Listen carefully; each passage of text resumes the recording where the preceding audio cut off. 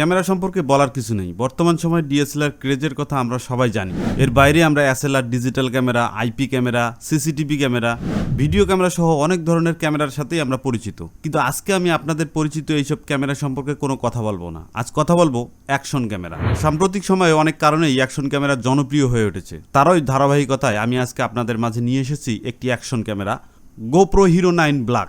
এটা নিয়ে আজকে রিভিউ করব, তো চলুন শুরু করা যাক।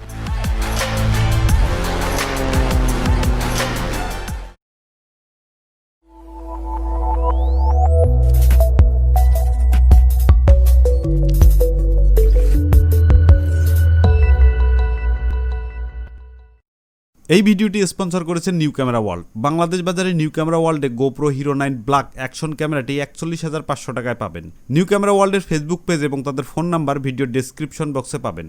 এছাড়াও আপনি বাংলাদেশের যে কোনো জেলা থেকে ক্যামেরা এবং ক্যামেরার অ্যাক্সেসরিজ কুরিয়ারের মাধ্যমে নিতে পারবেন। প্রথমেই জেনে নিতে হবে অ্যাকশন ক্যামেরা কি। অবশ্যই এই ক্যামেরাগুলি অন্য ক্যামেরার মতো নয়। সাধারণ ক্যামেরা থেকে এই ধরনের ক্যামেরাগুলো অনেকটাই আলাদা। অ্যাকশন ক্যামেরাকে অন্য কথায় স্পোর্টস ক্যামেরাও বলা হয়ে থাকে। অ্যাকশন ক্যামেরাগুলি ডিজাইন করা হয় হেলমেট, সার্ফবোর্ড, সাইকেল, গাড়ি কিংবা এমন কোনো বস্তুর সাথে অ্যাটাচ করার জন্য। এর কারণ হলো অ্যাকশন ক্যামেরাগুলি বিভিন্ন অ্যাকশন বা কাজের ভিডিও করতেই ব্যবহার করা হয়। উদাহরণস্বরূপ কোনো এক ব্যক্তির যদি একটা বাইক থাকে আর সে বাইক দিয়ে ভ্রমণ করতে খুবই ভালোবেসে থাকে এবং অন্য কোনো ব্যক্তির সাহায্য ছাড়াই একটি সম্পূর্ণ বাস্তব অ্যাডভেঞ্চার সে রেকর্ড করতে চায়, তাহলে সে অ্যাকশন ক্যামেরা বা অ্যাকশন ক্যাম ব্যবহার করবে। এক্ষেত্রে সে তার অ্যাকশন ক্যামেরাটি তার বাইকের হেলমেটের মতো জায়গায় অ্যাটাচ করে নিজের সম্পূর্ণ ভ্রমণটা ভিডিও করতে পারবে। অ্যাকশন ক্যামেরার আরেকটা বড় সুবিধা হলো অ্যাকশন ক্যামেরা ওয়াটারপ্রুফ এবং ডাস্টপ্রুফ। কথাটা এমন যে অ্যাকশন ক্যামেরা হতে হলে অবশ্যই ওয়াটার এবং ডাস্টপ্রুফ হতে হবে, কেননা ময়লা এবং পানি যে কোনো অ্যাডভেঞ্চার অপরিহার্য একটি ব্যাপার। আর এ কারণেই ইচ্ছা করলে অ্যাকশন ক্যামেরা দিয়ে পানির নিচে করতে পারবেন হাই কোয়ালিটির ভিডিও। সিম্পল কিন্তু কার্যকারী। অ্যাকশন ক্যামেরাগুলি সাধারণত ক্যামেরা থেকে সাইজের অনেকটা ছোট হয়, উচ্চ রেজুলেশনে এমনকি 5K ভিডিও করতে সক্ষম। এক কথায় অ্যাকশন ক্যামেরা হলো এমন ক্যামেরা যে কোনো অ্যাকশন কাজে ব্যবহার করা যাবে নির্দ্বিধায়। GoPro HERO9 Black এটিও একটি অ্যাকশন ক্যামেরা। এর ভিডিও কোয়ালিটি যদি বলি তাহলে HERO9 Black-এ 23.6 মেগাপিক্সেলের একটি সেন্সর আছে। এই সেন্সর থাকার কারণে আপনি 5K-তে 30 FPS এ ভিডিও করতে পারবেন। এছাড়াও আপনি 4K-তে ভিডিও করতে পারবেন 60 FPS এ এবং ফুল HD 1080 পিক্সেলে 240 FPS এ সুপার স্লো মোশন ভিডিও করতে পারবেন।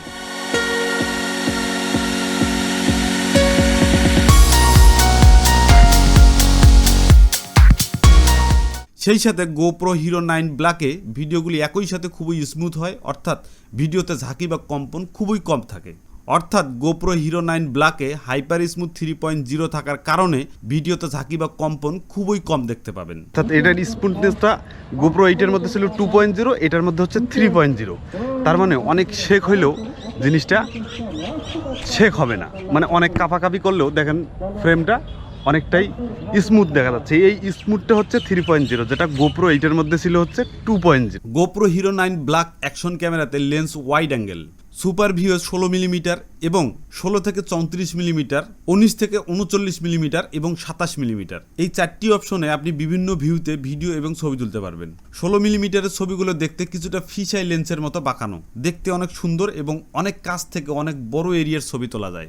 তো আমার যে ভিডিওটা দেখতেছেন এটা হচ্ছে একবারে মানে আলট্রা ওয়াইড, মানে একবারে পুরোটাই দেখা যাচ্ছে আলট্রা ওয়াইড। ওয়াটার এবং dust proof. GoPro HERO9 Black action ক্যামেরায় ওয়াটার এবং ডাস্ট প্রুফ, ফলে পানি বা ময়লার ভয়ে কোথাও ক্যামেরা না নিয়ে যাবার চিন্তা নেই। এমনকি GoPro HERO9 Black ক্যামেরা দিয়ে খুব সুন্দরভাবে আন্ডার ওয়াটার ভিডিও করতে পারবেন 33 ফুট পানির নিচে। ক্যামেরা নিয়ে লাফ দিতে পারবেন সাগরে কিংবা সুইমিং পুলে।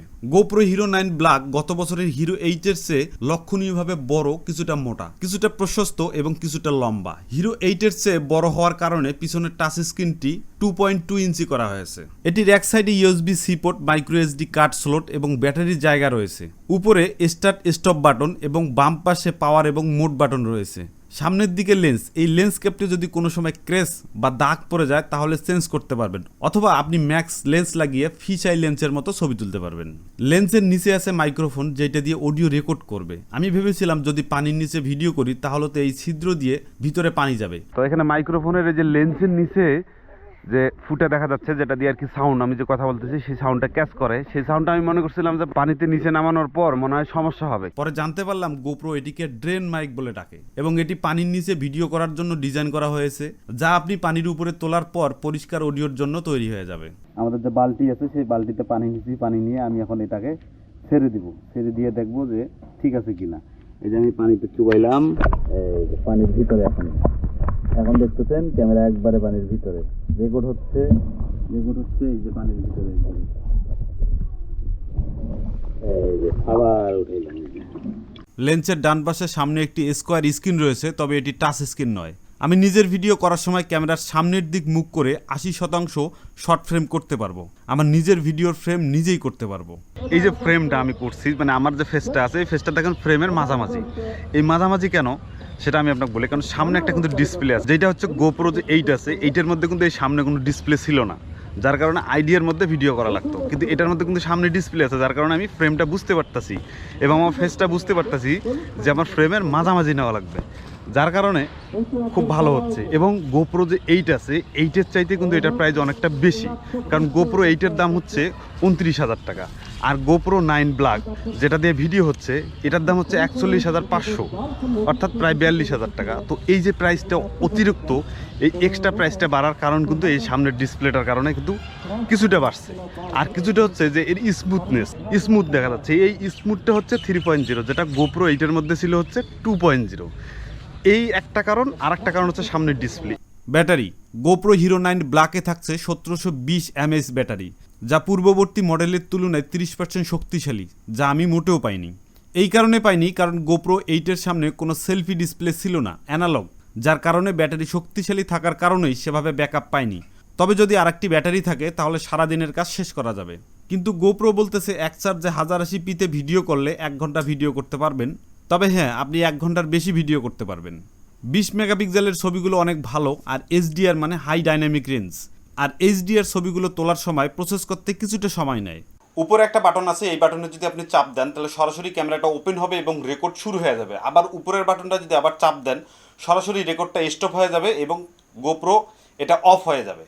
আর এই পাশে যে দেখতেছেন এটা হচ্ছে পাওয়ার বাটন, অর্থাৎ এটা যদি চাপ দেন তাহলে গোপ্রো 9টা ওপেন হবে এবং ওপেন হওয়ার পর আপনি বিভিন্ন অপশনে বিভিন্ন সেটিংয়ে যেতে পারবেন এবং এখান থেকে এই পাওয়ার বাটনটা দিয়ে আপনি আবার পাওয়ার মোডে যেতে পারবেন। অর্থাৎ এই পাওয়ার বাটনটা দিয়ে আবার মোড ডায়াল, অর্থাৎ আমাদের ক্যামেরার যে মোড ডায়াল মোড থাকে সেই ডায়াল মোডে আপনি এখানে 3টি অপশন পাবেন, অর্থাৎ ছবি তোলার অপশন পাবেন, ভিডিওর অপশন পাবেন, এরপরে হচ্ছে টাইম ল্যাপস ভিডিও করতে পারবেন, টাইম ওয়ার্প ভিডিও করতে পারবেন, নাইট টাইম ল্যাপস অর্থাৎ রাত্রেবেলা টাইম ল্যাপস ভিডিও করতে পারবেন। এটাতে আপনি টাইমিং দিয়ে ভিডিও করতে পারবেন, অর্থাৎ আপনি সূর্য উদয় হওয়ার সময় ভিডিও করতে চাচ্ছেন, যে আপনি হচ্ছেন 6টা 50 মিনিটে সূর্য উদয় হয়, এই টাইমে আপনি ভিডিও করতে চাচ্ছেন, বাট এই টাইমে আপনি ঘুমিয়ে থাকেন, যার কারণে আপনি হচ্ছে ক্যামেরাটার মধ্যে টাইম দিয়ে রাখে আপনি হচ্ছে রেকর্ড বাটন চাপ দিয়ে রাখবেন, ওই টাইমের মধ্যে ওই সিচুয়েশনে হচ্ছে ওইটা পুরাটাই আপনার রেকর্ড করবে। যতক্ষণ আপনি রেকর্ড করতে চান এই রেকর্ডের টাইমটা এখানে আপনি দিতে পারবেন। এরপরে হচ্ছে আপনি গোপ্রো 9 দিয়ে আপনি হচ্ছে ফেসবুক অথবা ইউটিউবে আপনি হচ্ছে লাইভ স্ট্রিম করতে পারবেন।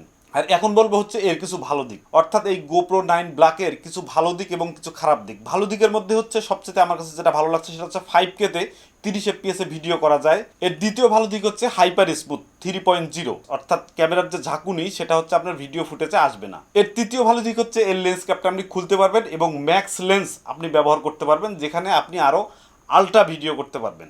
এর 4 নম্বর যে ভালো দিকটা তা হচ্ছে আমার কাছে সবচেয়ে ভালো লাগছে, তা হচ্ছে ফ্ল্যাট প্রোফাইলে ভিডিও করতে পারবো। অর্থাৎ আমরা যে সনি ক্যামেরার মধ্যে এস লক ব্যবহার করি, তারপর হচ্ছে নিকন ক্যামেরার মধ্যে জেড লক ব্যবহার করি, ক্যানন ক্যামেরার মধ্যে সি লক ব্যবহার করি, এই ধরনের যে লক, এই লক প্রোফাইলে আপনি হচ্ছে এটা ভিডিও করতে পারবেন এবং পরবর্তীতে আপনার ইচ্ছা মতো আপনি হচ্ছে এটা কালার করতে পারবেন। তবে এর কিছু খারাপ দিক আছে। খারাপ দিকের মধ্যে নাম্বার 1 খারাপ দিক হচ্ছে এর হচ্ছে বুস্ট যে অপশনটা আছে, অর্থাৎ হাইপার স্মুথ 3.0-র পরেও একটা অপশন থাকে যেটা হলো বুস্ট। এই বুস্টটা করার পর এই ভিডিওটা কিছুটা ক্রপ হয়, এই ক্রপটা আমার কাছে খারাপ লাগছে, তবে ভিডিওটা অনেক স্টেবিলাইজার হয়। এর দ্বিতীয় যে খারাপ দিকটা তা হচ্ছে 240 FPS-এ যে সুপার স্লো মোশন ভিডিওটা করি এটার আসলে কোয়ালিটিটা আমি যেভাবে চাচ্ছি বা অন্য অন্য ফুটেজে যেমন 4K-তে, তারপর হচ্ছে 5K-তে, 2.7K-তে, তারপরে 1080 পিক্সেলে, এই ধরনের ভিডিওতে যে কোয়ালিটিটা পাচ্ছি 240 FPS-এ যে সুপার স্লো মোশন, সেই স্লো মোশন যে ভিডিওটা আছে সেই ভিডিওটাতে আমি এই ধরনের কোয়ালিটিটা পাচ্ছি না। এর হচ্ছে তৃতীয় যে খারাপ দিকটা তা হচ্ছে এই গোপ্রোটা আমি যখন অন করি, অন করার 10 মিনিট বা 15 মিনিট পর এটা অটোমেটিকভাবে গরম হয়ে যায়, অর্থাৎ রেকর্ড দিলেও গরম হয়, না দিলেও গরম হয়। তবে গরম হওয়ার একটা রিজন আছে, তা হচ্ছে যে এখানে আউটপুট ইনপুট টোটালি বন্ধ। যেহেতু এটা ওয়াটারপ্রুফ, তাই বাইরে থেকে বাতাস ভিতরে ঢুকতে পারে না, অথবা ভিতরের যে বাতাসটা সেটা বাহির হইতে পারে না, যার কারণে একটু গরম হয়। তবে রেস্ট দিয়ে যদি ভিডিও করেন তাহলে সেভাবে আসলে গরম হবে না। তো গোপ্রো হিরো 9 এর আজকের রিভিউ হচ্ছে এই পর্যন্তই। তবে অবশ্যই একটা সেটিং ভিডিও থাকবে। তো আজকের ভিডিওটি এই পর্যন্তই। সবাই ভালো থাকবেন, সুস্থ থাকবেন, আল্লাহ হাফেজ।